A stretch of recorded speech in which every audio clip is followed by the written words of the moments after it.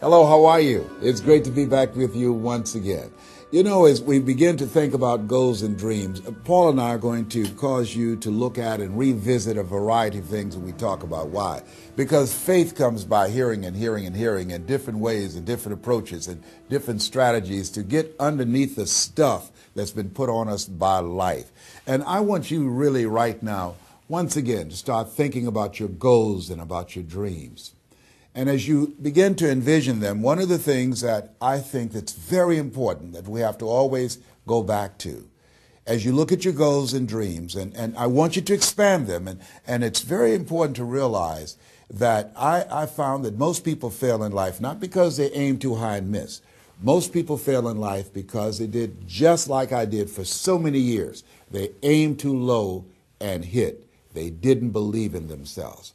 So I want you right now, as we begin to think about the lessons and all the things that you've experienced and all of the comments and stories and strategies and lessons that you've had, I think it's time to revisit and look at your goals and dreams, and let's raise the bar. I remember as a kid, we would be in the backyard and we would play jump, and somebody would get on one side of the stick, my sister and then my brother, we would run and we'd jump over it. And then they say, raise it up a little bit higher. We have to back up, and we would run and we'd jump over it again. And then we say, raise it up a little higher. And the higher it got, we had to begin to change our approach and how we're going to get over the bar. And that's the same thing in life. And so right now, I want you to think about your goals and dreams as you begin to raise them a little higher. And I want you to say with me, it's possible. It's possible. You know, the easiest thing that I do is speak and train people how to speak. Go into prisons and juvenile detention centers and to high schools and colleges. Speak before thousands of people. I can do that in my sleep. Let me share with you the most difficult thing I've ever done in my life.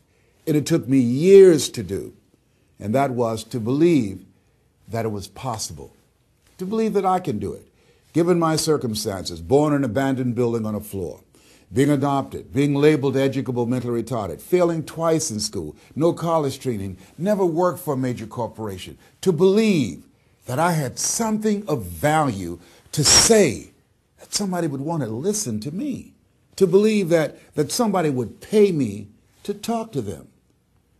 Have you ever thought about something you wanted to do and you talk yourself out of it? I remember going to see Zig Ziglar, who I consider the #1 motivational speaker on the planet, and Dr. Norman Vincent Peale when he was alive, and Robert Schuller.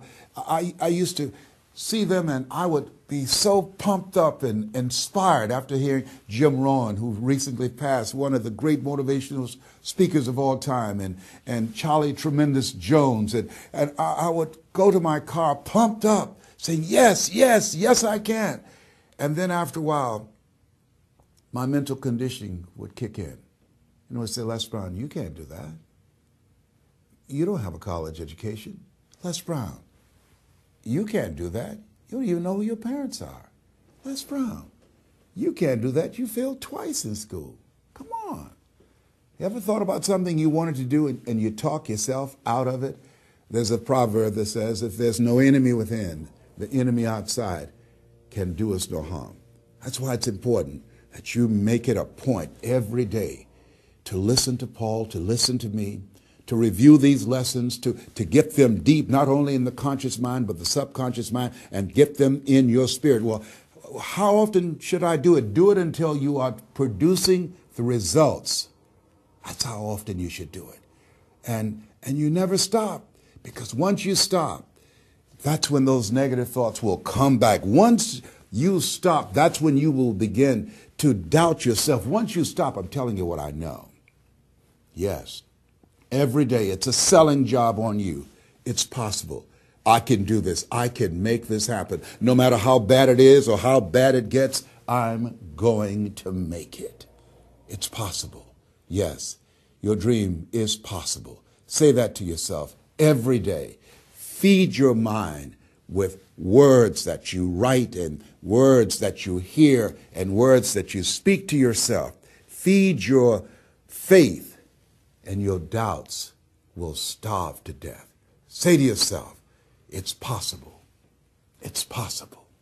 It's possible. Even when you have no evidence to point to, say to yourself, It's possible. There's nothing as powerful as a made-up mind. It's a struggle sometimes to do that, especially when you have people around you telling you that it's not possible, that you can't do it. And they're constantly pointing out your failures of the past, constantly reminding you of all of the things that you don't have going for you. I'm reminded of the story of two little boys that were playing on some ice during the winter. And as they got further out on this ice, one fell through the thin ice. And so the little fellow that was still on top of the ice, he was trying to save his little buddy. And he couldn't reach him. He was trying to pull him. He could see him through the thin ice as he got further away from him, struggling. And he couldn't reach him, and he's trying to break the ice, and he couldn't do it. And he looked around, and he saw a tree in the distance, and he ran, and he got up on the tree, and he pulled and broke down an enormous-sized branch and came back and savagely began to beat that ice and broke it. And miraculously, he saved his friend. And when the paramedics came, and they were able to revive this little boy, they were scratching their heads. They're trying to figure this out. Said, how could this little pruny fellow go up in a tree and break off a branch this size and then come back and beat and break the ice and save his friend? They thought it was just miraculous. It was baffling. And an old guy who was there said, I can tell you how he did it. And they said, how? How did he do it? And he said, there was no one here to tell him that he couldn't do it. Whoa. What could you do? What could I do? What could all of us do if we did not have the naysayers in our lives? That we believe naively, like that little boy, that it was possible. What would you do if failure was not on the table? Do you realize that 87% of people allow the fear of failure to outweigh their desire to succeed because they've been convinced by the evidence, by being practical, by being logical, by being realistic. I did that. Leslie, yes. You're going to speak for corporations? Yes. Leslie, do they have a college education? Yes. Do you? Wesley, you know that I don't have a college education. Leslie, are these people experienced? Yes. Are there people with PhDs and MBAs that they could choose rather than choose you? Yes. So you don't have a college education. You have no experience. You're talking about becoming a speaker, and they're going to reach over people with PhDs and MBAs and years of experience and choose you. Are you being realistic? Come on, Leslie. Come on, Leslie. You can't do this.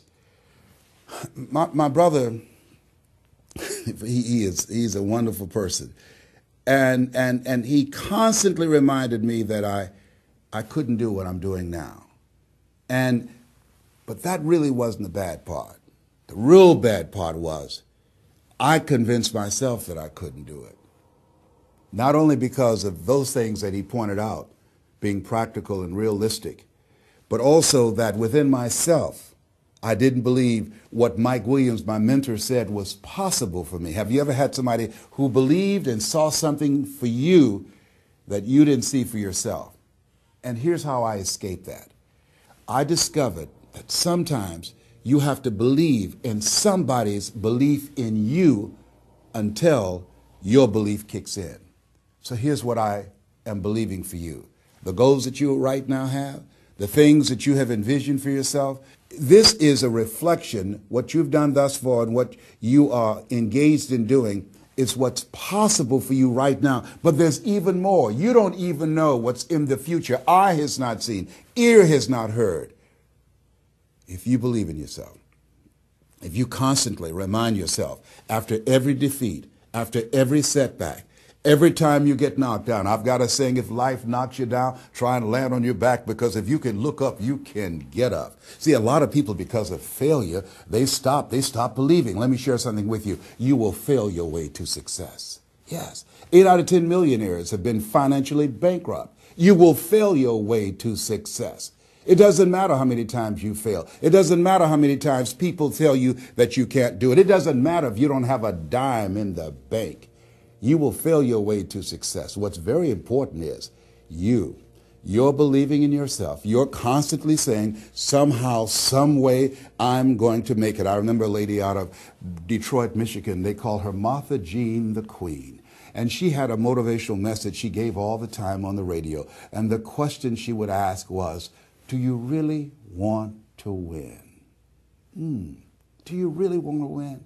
And she said, if you really want to win in life, you've got to believe in yourself when no one else does. You've got to believe in yourself. See, it's easy to believe in yourself and to have faith if you have a good bill of health, if your relationship is working out fine, if you have money in the bank, if you have a secure job, if your mortgage note is paid current, if the children are acting like they have good sense.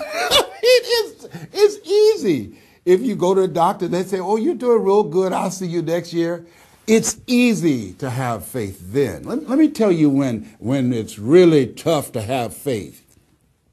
When you lose your job, when you lose your retirement, when you go to the doctor and they look at you and say, you have cancer. Cancer is the most feared word in 7 different languages. That's when it's tough to have faith then. And that's when you need to call on your faith then. They said faith is the oil that takes the friction out of living. That's when you need to believe in yourself then and judge not according to appearances and say to yourself, it's possible. It's possible. I can make it. It's possible. I'm going to get through this. It's possible. I'm not going to allow this to get the best of me. Yeah. I don't know what you're up against. I don't know what you're facing, but here's what I do know. You've got something special. You've got greatness in you. And I know it's possible that you can live your dream.